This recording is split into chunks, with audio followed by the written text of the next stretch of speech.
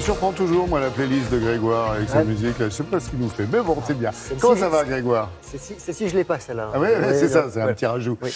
Très bien. L'équipe de France s'est fait peur. Oui, exactement. C'était face au Brésil. C'est la Coupe du Monde féminine. Et c'est Françaises qui sont en quart de finale. Et tant mieux. Je suis couché tard, en tout cas, c'était compliqué parce que c'était jusqu'au bout des prolongations. On regarde tout ce qui s'est passé dans ce match et dans les autres, avec ces Françaises qui pensaient avoir ouvert le score à la 23e minute. Mais le but de Gauvin est annulé par l'assistance vidéo pour charge illicite sur la gardienne Barbara. 0-0 à la mi-temps, Valérie Gauvin qui ouvre enfin le score dès la reprise. L'attaquante montpelliéraine qui pense avoir mis les Bleus sur de bons rails.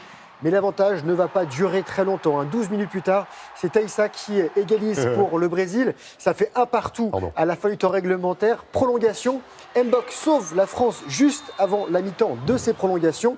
Et c'est Amandine Henry, la capitaine tricolore, qui offre le but de la victoire, son 13e avec l'équipe de France. Succès difficile 2-1. Vendredi, la France affrontera soit l'Espagne, soit les États-Unis. On aimerait bien les États-Unis, ça pourrait faire un très beau match. L'Espagne, ce sera bien. Voilà. C'est les plus dur. C'est pour ça, de son côté, l'Angleterre s'est logiquement imposée face au Cameroun 3-0. But de Hampton, White et Greenwood en quart de finale. Les Anglaises affronteront les Norvégiennes.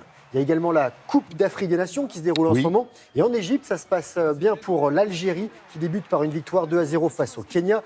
But de Bounedjah et de Marez pour les Fennecs. Et les Lions de l'Atlas, donc les Marocains, eux, s'en sortent bien face à la Namibie. L'unique but est un but contre son camp de Keimounié. Voilà. Bon, il venait juste d'arriver en jeu, il marque contre son camp. Compliqué. Et Copa América, encore du foot. L'Argentine en quart de finale après avoir battu le Qatar 2-0. But de Martinez et Agüero pour l'Albiceleste.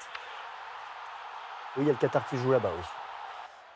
Est-ce que j'ai dit quelque chose? Non, j'ai vu votre regard sceptique. Et parlez-moi de tennis, de basket et de volley peut-être? Oui, volley avec les Français qui sont en passe de finir correctement la Final Six et bientôt. Ça se passe bien face à l'Iran. Regardons ce qui s'est passé avec une victoire 3-7-0. Ils sont à gauche de votre écran en blanc. Ces Français, les tricolores qui comptent 9 succès, 3 défaites. Ils sont dans le quatuor de tête et il leur reste 3 matchs et ils doivent finir dans les 6 premiers pour jouer la finale à partir du 10 juillet. Les basketteuses françaises, elles, préparent leur Euro. Et c'était le dernier match de préparation. Ça se passait à Rouen avant d'aller dans les Lettonie. C'était face à la Chine. Et la France arrache la victoire in extremis face à ces Chinoises. 73-70. Du basket encore avec Orléans qui a décroché son ticket pour l'élite en battant Rouen 80-62. Donc 2 victoires à 1 pour les Orléanais promus avec Rouen. Orléans qui était descendu en Pro B en 2017. Rouen qui a une belle histoire avec le basket. Exactement. Et Roger Federer qui soulève ce très très beau trophée qui pourra poser sur sa cheminée à Halle en Allemagne pour la 10e fois de sa carrière. Son 102e titre, le 3e de la saison. Le tennisman suisse a battu le Belge Goffin 7-6, 2-1.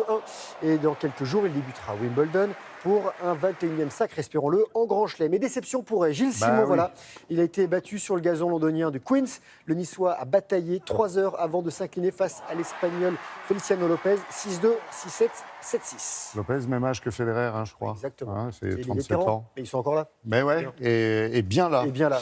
Alors, bon, il y avait du judo, il y avait plein de choses ce week-end, mais il y avait de la Formule 1. On attendait beaucoup des Bleus, Grand Prix de France. Moyen faible avec intensité. Exactement. C'est le Castellet. On regarde ce qui s'est passé pour ce 8e Grand Prix de la saison. Et tout roule pour Lewis Hamilton, que ce soit en trottinette ou sur sa F1. Voilà, le champion du monde en titre a devancé Bottas et Leclerc le Monégasque pour signer sa 6e victoire cette saison, la 79e de sa carrière. Et côté français, Gasly, 10e et abandon de Grosjean. Tour de Suisse avec la dernière étape du côté de Goms, c'est dans le Valais. 9e étape et le Britannique Carty s'impose. Victoire finale pour le Colombien Bernal. Et pour terminer, on va retourner au basket, mais cette fois-ci à Paris, au pied de la Tour Eiffel, au stade Émile-Antoine, quai 54, 15e édition de l'un des tournois de streetball, de basket de rue les plus réputés, considérés comme le championnat du monde de la spécialité. Et là aussi, en finale, il y avait un France-Brésil. Et encore une fois, la France qui gagne, c'est du 3 contre 3.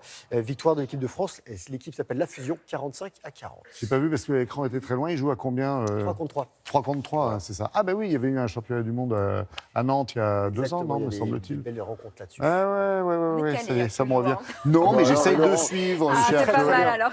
On est comme ça. Oui, c'est bien, Télématin. Merci à tous les deux, en tous les cas.